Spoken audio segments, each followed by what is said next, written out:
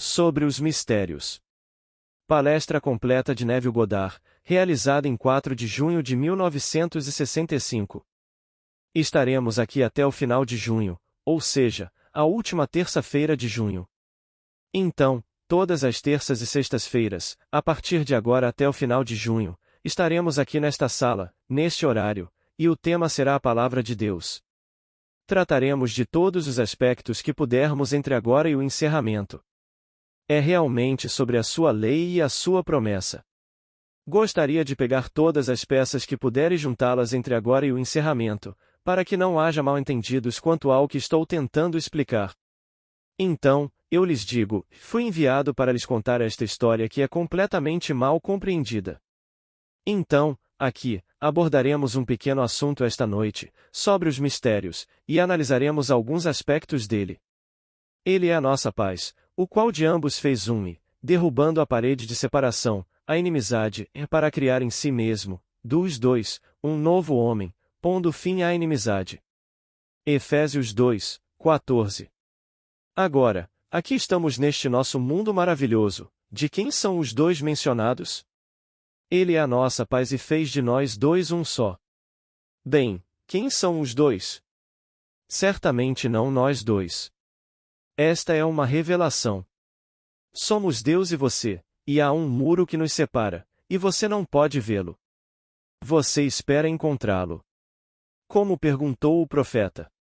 Onde está aquele que pôs no meio deles o seu Espírito Santo? Então a pergunta se faz.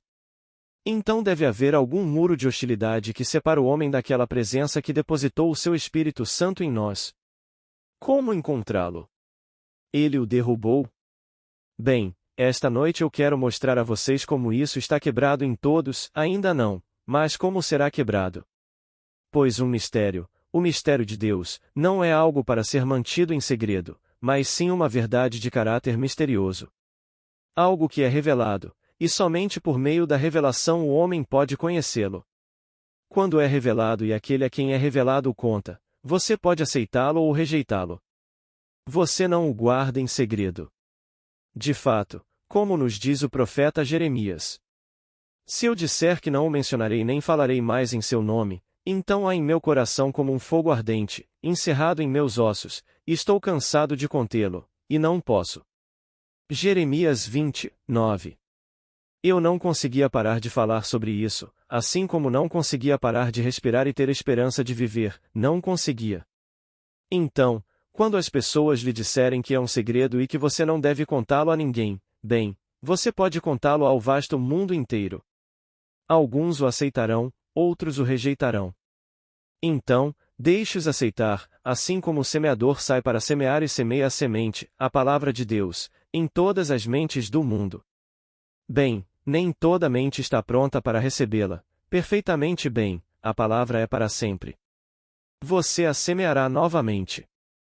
Quando essa mente amanhã estiver preparada para recebê-la, ela a receberá. Então ninguém se perderá, ninguém neste mundo se perderá. Por fim, essa mente estará preparada a ponto de, ao ouvir a palavra de Deus, aceitá-la de bom grado, e ela se aprofundará, criará raízes e crescerá como deve crescer. Nada neste mundo pode ser perdido, só existe Deus. Só existe Deus.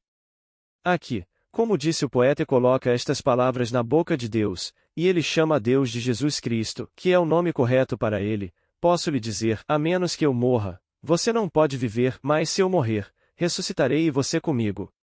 Blake, Jerusalém. Eu devo morrer, e morrendo você viverá. Se eu não morrer, você não pode viver. Se eu morrer, você viverá, pois eu morro em você, enterrado em você. E então, quando eu ressuscitar, devo ressuscitar em você, e ressuscitando em você, você ressuscitará comigo. Esse é o grande mistério. Agora, as Escrituras nos dizem que, quando ele ressuscita por meio de um sangue misterioso, como narrado no livro de Hebreus, não como o mundo entende o sangue. Eles pegam o sangue de bezerros, o sangue de bodes e o sangue de cordeiros e aspergem tudo, o templo, o livro sagrado, o povo, tudo, mas não adiantou. Eles não foram purificados em suas consciências. Ainda resta algo a ser feito ano após ano. Mas chega um homem e ele agora toma seu próprio sangue, e o leva através da cortina que foi rasgada. A cortina foi rasgada de cima a baixo, e então ele levou seu próprio sangue através da cortina direto para o Santo dos Santos, de uma vez por todas. Não há necessidade de outro sacrifício. Você pode pensar que um homem fez isso há 2000 anos, e ponto final. Não, isso acontece a cada momento em todos nós. Agora, deixe-me compartilhar com vocês o que sei por experiência própria. O capítulo 10 do livro de Hebreus identifica o véu com a carne de Jesus, sua própria carne. Versículo 20. E então explica como ele leva o sangue, seu próprio sangue, através desse véu rasgado para o Santo dos Santos, que é uma vez por todas. Não é necessário mais sacrifício. Bem, é assim que acontece. O livro de Hebreus menciona apenas a palavra, na verdade, não menciona a palavra ressurreição. Implica em uma bênção, mas não a menciona de fato.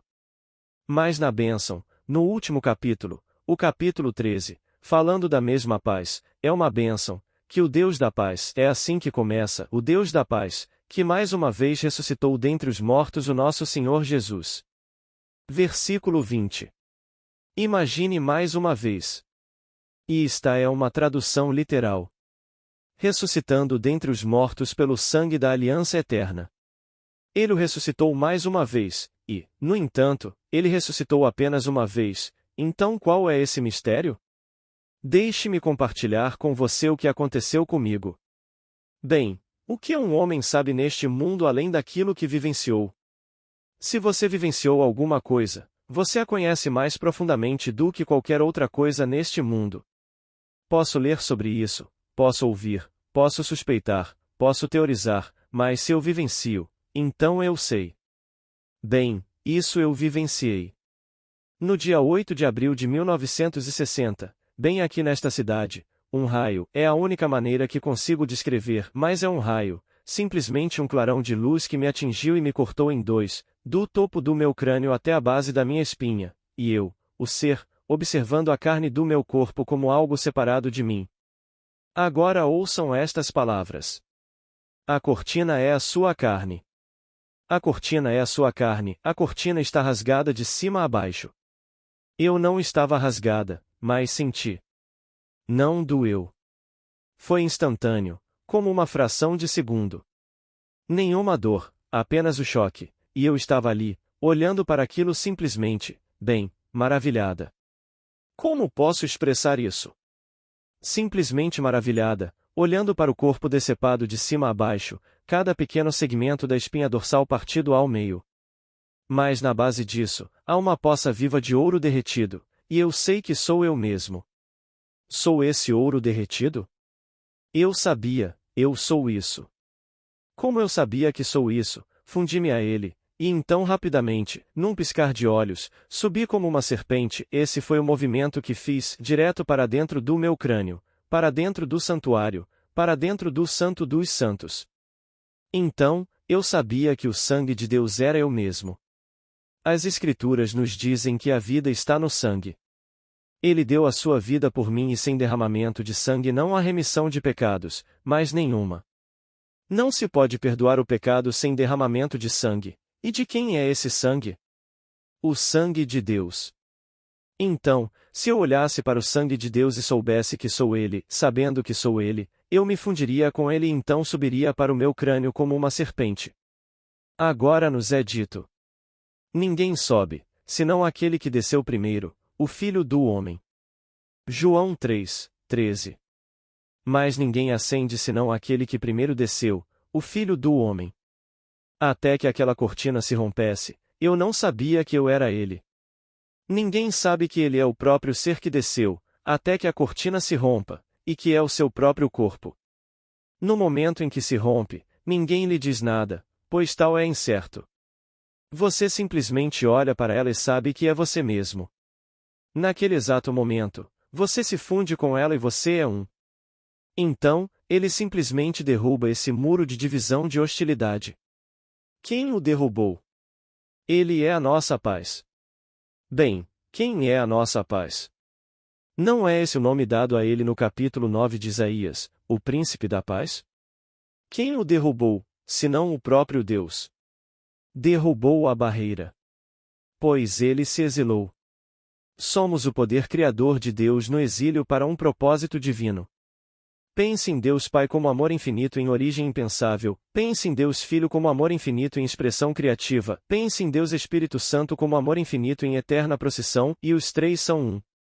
Então, quando isso me atingiu, e eu, por fora, um exilado em minha peregrinação, sem saber por que estou aqui, pois me pegou de surpresa, eu não sabia por quê, o que eu tinha feito para justificar isso, me senti como um Jó.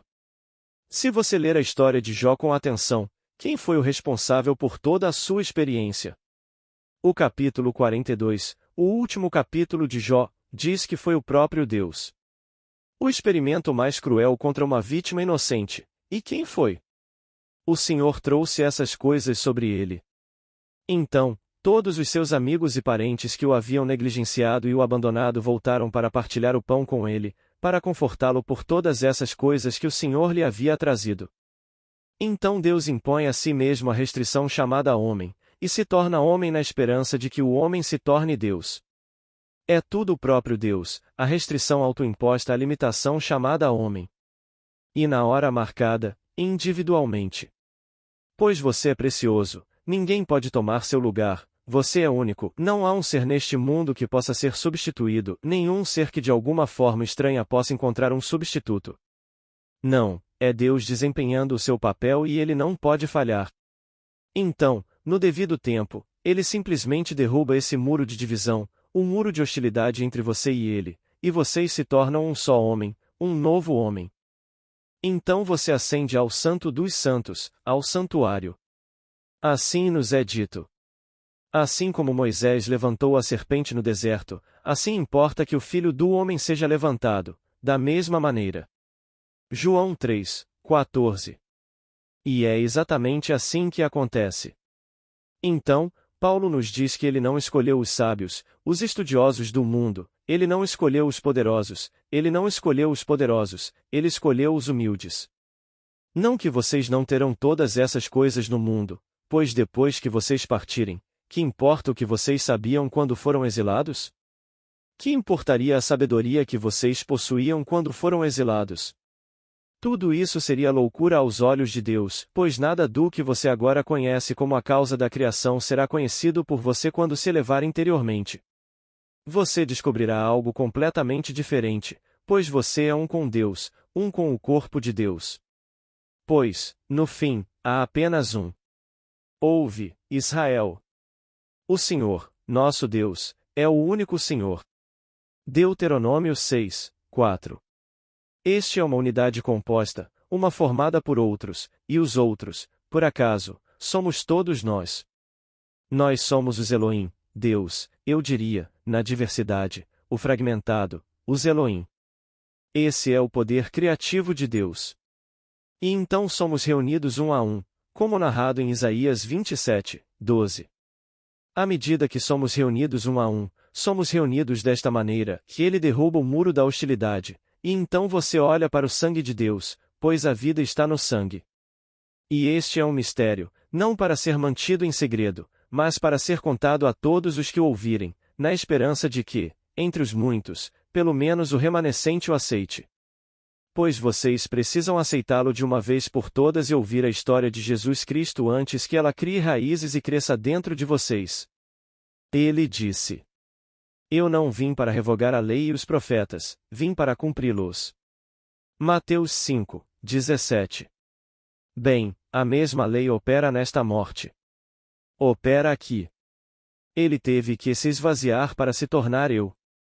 Deus teve que se esquecer completamente de que era Deus para assumir a limitação dessa coisa chamada névoa, ele teve que fazer isso. Porque quando acordei neste mundo, eu conhecia um pai terreno, uma mãe terrena, e os irmãos terrenos, uma irmã terrena, e então todas as coisas ao meu redor. Nenhum conhecimento de qualquer Pai celestial. Então, ele teve que se esquecer completamente para se tornar eu.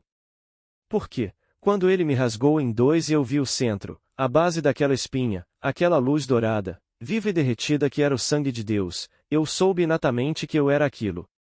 Eu não sabia que eu era aquilo até aquele exato momento.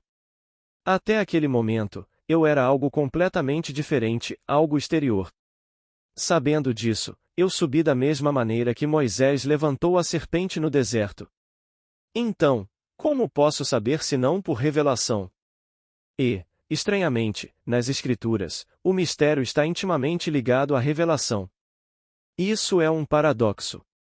Revelação é a revelação de Deus, e um mistério é um plano oculto de Deus, um plano completamente oculto para a plenitude dos tempos. Mas, até essa plenitude dos tempos, é uma história completamente oculta, e ainda assim é identificada com a revelação. Pois Paulo usa a palavra mistério nada menos que 20 vezes em suas cartas, 17 vezes no singular e 3 vezes no plural. Ele nos pede para considerá-lo um administrador dos mistérios. Eu vos digo um mistério, disse ele, e este é o mistério. Cristo em vós é a esperança da glória. Colossenses 1, 27. Cristo em vós. Bem, o sangue dele está em vós. E esse sangue dele é a minha vida. Eu não conseguiria respirar se não fosse por aquele sacrifício de Deus. O sacrifício é simplesmente tornar-se eu e esquecer que ele é Deus, pois eu não sabia que eu era ele. Então ele teve que se esquecer de se tornar eu. E então, quando ele o rasga em dois, então eu vejo o sangue de Deus, que é a vida de Deus, o Espírito de Deus, e eu sou um com ele, e ascendo ao seu santo dos santos. Portanto, a história de Jesus Cristo é realmente a única história verdadeira no mundo.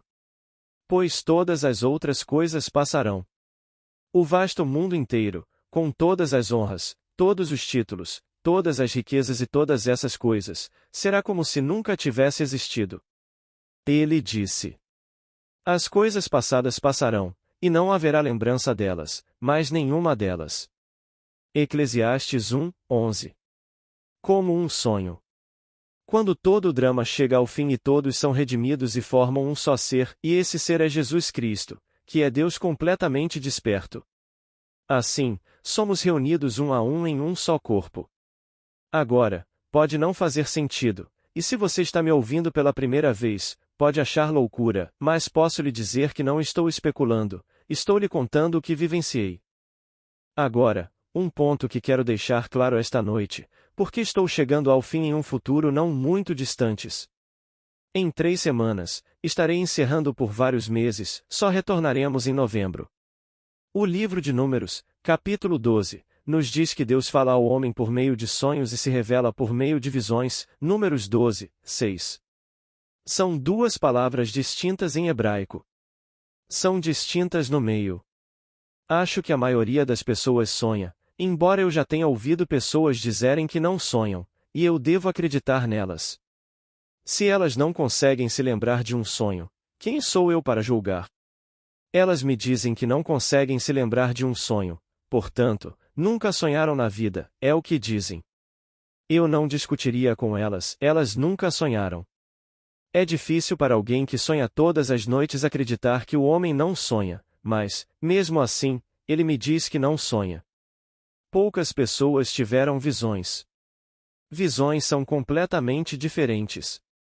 Deus fala ao homem por meio de sonhos, ele se desvenda e revela seu mistério por meio da visão. Um sonho é uma comunicação entre Deus e ele mesmo, isto é, o homem. Às vezes, ele vem de uma maneira muito normal, que você mesmo consegue interpretar, sem precisar de ajuda. Mas, com frequência, ele vem na linguagem universal do simbolismo, então, você precisa da ajuda de algum intérprete profissional de sonhos. Na Bíblia, um deles foi José, que interpretou o sonho do faraó, e Daniel, que interpretou o sonho do rei Nabucodonosor. Então, encontramos o intérprete profissional de sonhos porque eles conheciam a linguagem universal. Que quando você sonha com um porco, não significa que você vai comer carne de porco assada amanhã. Você sonhará com um porco e seguirá toda a história do porco, e o porco é o símbolo universal do Redentor do mundo. Então, o que o Redentor fez com você no sonho quando você sonhou com um porco? Ou o que você fez com ele? Mas se você sonha com um porco e pensa que vai comprar um belo pedaço de carne de porco amanhã, ou coisas do tipo, então você entendeu completamente errado a linguagem do simbolismo. E posso lhe dizer que a maioria de nós é mestre em interpretar sonhos erroneamente. Portanto, o sonho é simplesmente Deus se comunicando com Ele mesmo, chamado você. Quando se trata de visão, não há necessidade de nenhum intérprete, absolutamente nenhum. É tão simples quanto ficar aqui, assim. Uma visão acontece nas profundezas da sua alma, fora do alcance das suas faculdades críticas, e simplesmente se desenrola. Está tão além deste nível, está em tal profundidade de realidade e tal vitalidade que nenhuma crítica deste nível pode, de forma alguma, perturbá-la. E posso lhe dizer, você nunca precisa perguntar a ninguém, e é isso que significa? Você precisa perguntar isso quando tem um sonho, mas nunca quando tem uma visão. Quando você tem uma visão, ela é tão óbvia. Tudo o que você precisa fazer, tendo se tornado uma testemunha da palavra de Deus por meio da visão, é retornar às Escrituras antigas, à Bíblia, e buscar a outra testemunha.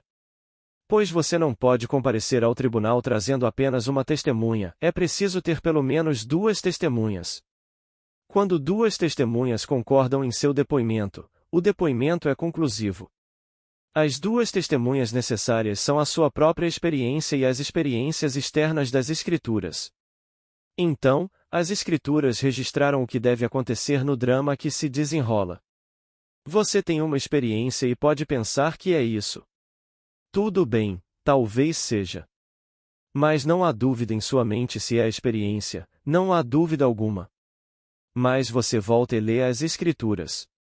E então você lê as Escrituras e aqui está a mesma história, e você vivenciou essa história. Então você traz seus dois testemunhos, o testemunho interno do Espírito e o testemunho externo das Escrituras, e eles se encaixam. Eu tive isso.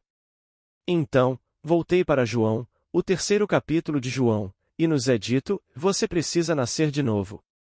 E a menos que vocês nasçam de novo, não poderão entrar no reino dos céus. Versículo 3. Não podem, é impossível, pois vocês precisam nascer de novo. Tudo bem, se eu precisar nascer de novo, estou confiante e fiel de que nascerei, se precisar. Aquele que começou a boa obra em mim a completará no dia de Jesus Cristo. Filipenses 1, 6. Portanto, não estou preocupado. Depositarei toda a minha esperança na graça que me é dada na revelação de Jesus Cristo. 1 Pedro 1, 13. Então, eu preciso nascer de novo. Tudo bem, eu preciso nascer de novo. Mas quando isso acontece e você volta às Escrituras, acontece com você, e então você vê como foi quando aconteceu. Quando Jesus Cristo nasceu, o que aconteceu? E então você volta e lê a mesma coisa que aconteceu com você. Você sabe agora o que aconteceu porque é um paralelo ao que aconteceu com Deus, quando Deus nasceu deste mundo para um nível superior chamado aquela era. Então é um paralelo, então você sabe. Você pode contá-la, e não pode parar de contá-la, mas não peça a ninguém neste mundo que a interprete para você, porque ninguém que não tenha passado pela experiência poderia interpretá-la para você. Poderia eu ir até Freud e perguntar: o que há de errado comigo? Ou com Carl Jung, ou com Adler, ou com qualquer um de seus discípulos, e esperar que eles, de alguma forma estranha, explicassem? O que eles saberiam sobre o nascimento de Cristo no homem? O que Freud, que não acreditava na Bíblia, que pensava que tudo não passava de um mito que escravizava as mentes dos homens, o que Sigmund Freud poderia me dizer sobre essa experiência fantástica que realmente aconteceu comigo? Que descendente dele poderia me dizer? Eles diriam: bem, ele está sofrendo de alguma grande alucinação. Essas são coisas que você não pode induzir, elas simplesmente acontecem. Elas acontecem como uma flor desabrochando em uma árvore, quando chega a hora certa, a flor desabrocha. Você nasceu neste mundo fisicamente pela ação de poderes que não são seus e nascerá espiritualmente pela ação de poderes além dos seus. Portanto, você não pode induzi-la, não pode invocá-la, você simplesmente deposita sua fé inteiramente nesta graça maravilhosa que está chegando até você. E assim, quando isso acontece, você não pergunta a ninguém. Você a tranca dentro de si e medita, como uma Maria, e pondera essas coisas em seu coração. Portanto, a visão é tão real quanto isso. Ninguém precisa interpretar para você. Eles podem ouvi-lo e virar as costas, desgostosos, porque você acredita na realidade do que aconteceu, ou podem simplesmente demonstrar interesse enquanto você continua e conta em detalhes o que aconteceu. Digo isso apenas para mostrar a diferença entre os dois estados. Um é sem incerteza e o outro precisa de interpretação. Se eu lhe entregasse o jornal da manhã e ele estivesse escrito em grego, a menos que você soubesse ler grego, seria simplesmente uma página em branco. Se você conhece alguém que lê grego, que também fala a sua língua, que sabe interpretar, essa pessoa pode interpretar para você. Mas cada pequena letra do nosso alfabeto, ou de todos os alfabetos, são símbolos. E assim, temos um símbolo universal composto por todas as coisas do mundo, é um símbolo universal. Quer você tenha nascido na China ou aqui, o mesmo simbolismo existe, mas a nossa linguagem humana é diferente. Mas a linguagem do simbolismo para o nível mais profundo do homem é a mesma. Compreendemos o simbolismo dessa profundidade? Se o fizermos, poderemos interpretar o sonho de outra pessoa que o recebeu das profundezas de si mesma nessa língua. E então poderemos fazer o nosso melhor para interpretá-lo para ela. Mas quando se trata de visão, Deus não fala com você em visão, ele se revela completamente, e você alcança nível após nível. Então, ele se revela no ato de ressuscitar dos mortos. E quando ele ressuscita dos mortos, ele ressuscita em seu crânio, e então, pela primeira vez, você sabe realmente o que o Calvário, o que o Gólgota, o que o crânio mencionado nas Escrituras realmente significa. Você seguiu seus sacerdócios do mundo e pensou que era do Oriente Próximo, e eles têm um edifício enorme e maravilhoso sobre o local que eles acreditam ter sido o Santo Sepulcro. E quando isso acontece com você, então, pela primeira vez, você sabe o que realmente é o Santo Sepulcro, que é o seu próprio crânio. Pois você acorda em seu crânio e o vê, e é um crânio vazio ao seu redor. Não tem cadeira, nem cama, não há nada nele, apenas você. Você sabe onde está, posso lhe dizer. Você não só sabe que está em seu crânio, mas também sabe que seu crânio é um sepulcro. Você sabe que é um túmulo. E sabe que alguém deve ter pensado que você estava morto para tê-lo colocado lá, porque você não se lembra de ter entrado nele e se deitado. Então, alguém deve ter colocado você lá. Você estava lá como a semente de Deus.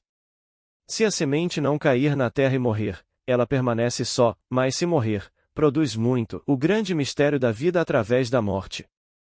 Então você percebe que é o poder criativo de Deus, a semente de Deus, o verdadeiro poder criativo da semente dele, e ele a plantou bem no seu crânio, e ela cresceu.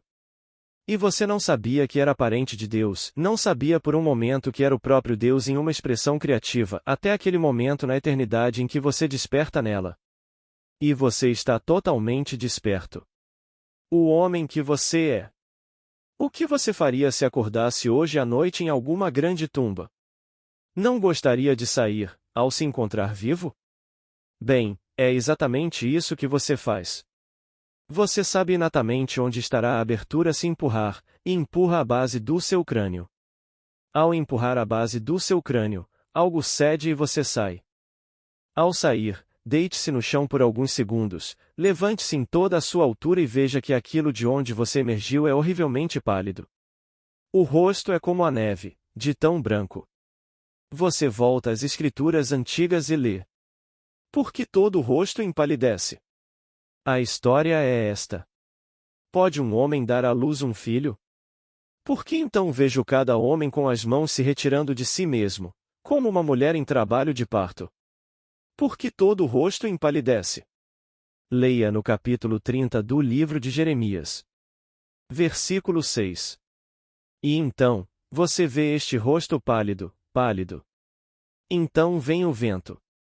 Este é o Espírito de Deus. As palavras espírito e vento são a mesma palavra tanto em grego quanto em hebraico. Aí vem o vento sobrenatural, e por um momento você se desvia daquele rosto pálido, e olhando para trás, poucos instantes depois, o corpo se foi. Eles removeram o corpo do Senhor. Mas em seu lugar estão sentados 3 homens, um onde estava a cabeça e 2 onde estavam os pés. Você olha para ele, olha para eles. Eles não podem te ver. Eles podem ver o corpo. Não o corpo se foi. Eles não podem te ver. Mas eles ouvem o vento estranho, e ficam perturbados, e um deles fica ainda mais perturbado e começa a investigar. Ao se assustar, não anda mais do que 30 ou 60 centímetros quando, de repente, é atraído por algo no chão. Ele anuncia, e eles chamam você pelo nome. No meu caso, ele me chamou pelo nome, e diz: é o bebê do Neville. Os outros 2 perguntaram da maneira mais estranha e incrédula: como o Neville pode ter um bebê? Ele não discute o assunto, levanta a evidência do chão. É um bebê envolto em faixas, e ele o coloca na cama. Então você fará como eu fiz: peguei o bebê que agora é meu bebê, o símbolo do meu nascimento lá de cima. Eles ainda não conseguem me ver, eles conseguem ver o bebê, e eu o ergo nos braços e pergunto: como está meu amor? Com isso, toda a visão desaparece. Agora, na história do nascimento, Simeão entra no templo e traz o bebê, o levanta nos braços e diz: agora, Senhor, deixa este servo ir, pois viu o teu Cristo. Lucas 2, 29. O menino Jesus é um símbolo. Esse não é o evento, é o símbolo do nascimento que ocorreu naquele momento em um homem. Mas o homem nascido 2 vezes não pode ser visto, ele não está neste mundo. Ele retornará a ele, e então poderá dizer, enquanto caminha pela terra: estou no mundo, mas não sou dele. O homem nascido 2 vezes ainda vive uma vida exatamente assim, esperando por aquele momento, que não pode ser adiado por muito tempo, em que ele atira e não está mais aqui. Então, essas coisas que vou contar a vocês são visões. Registrei minhas visões no meu livro A Lei e a Promessa, no capítulo A Promessa. Toda a promessa é visão. Meu último panfleto, Ele Quebra a Casca, é todo visão. Meu A Busca, que é principalmente visão. Apresentei alguns pontos filosóficos e algumas outras coisas, sonhos vívidos e maravilhosos que não eram visão, mas grande parte de A Busca é visão. Meus outros livros são baseados na lei. Eu disse exatamente como operar essa lei.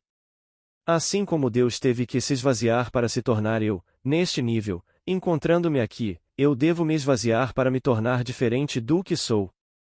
Se sou pobre, devo, em minha consciência, deixar de ter consciência de ser pobre e me tornar consciente de ser rico, e viver para esse estado, e tornar isso real em meu mundo, assim como Deus me tornou real em seu mundo. Ele se tornou você e o tornou real. Ele teve que se esvaziar. Embora estivesse em forma de Deus, esvaziou-se a si mesmo e assumiu a forma de homem. E tornou-se obediente até a morte, e morte nesta cruz chamada homem. Filipenses 2, 7. Essa é a cruz. Agora, encontrando-me como homem. Sou um homem pobre, um homem desconhecido ou um homem indesejado. Mas, querendo me livrar dessa limitação, eu também preciso aprender a arte de morrer. E, portanto, preciso morrer. Como disse Paulo, morro diariamente. Portanto, devo me esvaziar da minha consciência presente e assumir a consciência de ser o homem que quero ser e ser tão fiel a essa suposição quanto Deus foi e é a suposição de ser você. Ele nunca vacila, ele é firme em sua crença de que ele é, na verdade, você. Então, quando você diz eu sou antes de dizer John Brown, você o chama pelo nome. É assim que ele é fiel. E assim, seguimos a mesma lei, e lemos no livro de Efésios, capítulo 5. Sede imitadores de Deus, como filhos amados. Versículo 1. Agora, eu estudo as Escrituras para descobrir como devo imitá-lo. Foi o que ele fez. Esvaziou-se de ser Deus para assumir que é homem, assumir que é eu. Agora, devo esvaziar-me de ser o tipo de homem que me considero, para que eu possa assumir que sou o homem que quero ser. Da mesma forma, aplico a lei. Então, Ele afirma: Eu não vim para revogar a lei ou os profetas, vim para cumpri-los. Eu vim para dizer a vocês que é a interioridade da lei, não a exterioridade. O que vocês fazem exteriormente não é uma coisa. A lei deve agora ser escrita em seu coração, para que a cada momento vocês se tornem conscientes do que estão imaginando. Porque o que vocês estão imaginando, vocês estão criando. É a interioridade da lei. Vocês ouviram o que foi dito: Não adulterarás.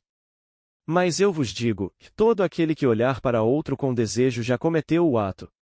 Mateus 5, 27. Quão interior é o ato? Então, tudo neste mundo vem de dentro, essa é a lei. Então, ele mostra a você o verdadeiro funcionamento da lei. Ele não a abole, não a destrói, ele diz a você: Eu vim para cumpri-la. E então, nomeie o que você quer neste mundo, assuma que você é isso e viva na suposição de que você é isso, como se você fosse. E de uma forma que Deus se tornou você ao esquecer que Ele era Deus, você se tornará o que você quer ao esquecer que você é o que no momento você parece ser. Essa é a lei. Agora, experimente e compartilhe comigo por cartas, ou me veja pessoalmente, os resultados da sua aplicação desta lei. Diga-me para que eu, por minha vez, possa compartilhar com outros e incentivá-los a manter a fé. Então, aqui, entre agora e o encerramento, temos mais 3 semanas, é simplesmente para incentivá-los a continuar na fé.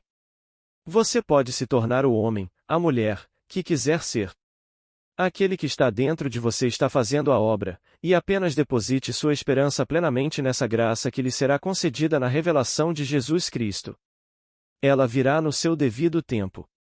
Enquanto isso, enquanto estamos aqui e temos que pagar o aluguel de César, dar a César o que é de César, pagar todas as coisas e viver neste mundo, então sejam imitadores de Deus como filhos queridos, e simplesmente assumam que vocês são o que gostariam de ser.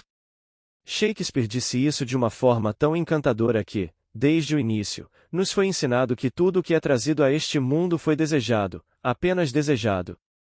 Foi-nos ensinado desde o estado primordial que aquele que é, foi desejado até que existisse, desde o próprio estado primordial. Bem, o estado primordial na Bíblia é: façamos o homem à nossa imagem.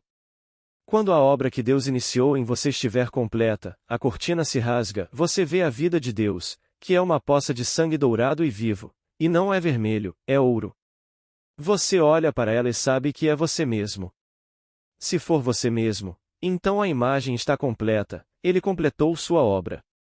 Você se funde com a própria vida, o Espírito de Deus, e retorna a Deus, para se unir a Deus como Deus. Só existe Deus neste mundo. Agora, vamos entrar no silêncio. Posso pedir seu nome e endereço se você não estiver na minha lista de e-mails? Usamos esta lista apenas para avisar quando estamos na cidade e onde. Ela nunca é fornecida a terceiros e nunca fazemos solicitações. Nunca vendemos nada a você nem convidamos ninguém para esta plataforma que tenha algo a lhe vender. Ela é usada simplesmente para um propósito: avisar quando estamos na cidade e onde estamos. Partirei no final de junho e retornarei em algum momento de novembro. Todos na lista receberão um aviso. Se você quiser receber um aviso, tudo o que vai lhe custar é simplesmente o seu tempo esta noite. E os cartões e os lápis estão do lado de fora. Nunca damos seu nome a ninguém. Se preferir não estar na lista, colocarei um anúncio no sábado antes da estreia no Latimes. Fora isso, não anuncio. Agora, alguma pergunta, por favor? Pergunta inaudível. Resposta: uma árvore? A Bíblia inteira começa com a árvore, minha querida, a árvore do conhecimento do bem e do mal, e a árvore da vida. Dizem-nos que apenas uma coisa, ou melhor, 2 coisas desagradam a Deus: comer da árvore do conhecimento, do bem e do mal, e duvidar, a falta de fé. Pergunta: você está dizendo que a árvore simboliza o bem e o mal? Resposta: é também a árvore da vida. Falo aqui todas as noites sobre a árvore da vida. Pergunta a árvore da vida: bem, como se sabe? Resposta: eu não poderia lhe dizer a menos que você me explicasse em detalhes a natureza da árvore. Foi-lhe dito: os deuses da terra e do mar procuraram por meio da natureza esta árvore, mas sua busca foi em vão, ali cresce uma no cérebro humano. Essa é a árvore da vida que foi derrubada, como nos é contado no livro de Daniel. Mas o toco permaneceu e então foi regado com o orvalho do céu, e então cresceu e alcançou o céu, e se tornou aquilo que produz o fruto para todas as coisas do mundo. Os animais vieram e encontraram abrigo sob a árvore, os pássaros encontraram seus lares nos galhos, e todos os frutos que ela produziu alimentaram as nações do mundo. Esse é você. Então Deus caiu. Foi uma queda deliberada, uma queda de seu estado exaltado, por um propósito maravilhoso. Não foi um erro. Isso foi planejado. Como planejei, assim será, como determinei, assim se estabelecerá. E o Senhor não voltará atrás, até que tenha executado e cumprido os desígnios da sua mente. Nos últimos dias, entendereis isso claramente. Isaías 14, 24, Jeremias 30, 24. Boa noite. Agradeço a todos que chegaram até aqui. Curtam, comentem e compartilhem nossos conteúdos. Muito obrigada. Paz e bênçãos na vida de todos. Até o próximo vídeo.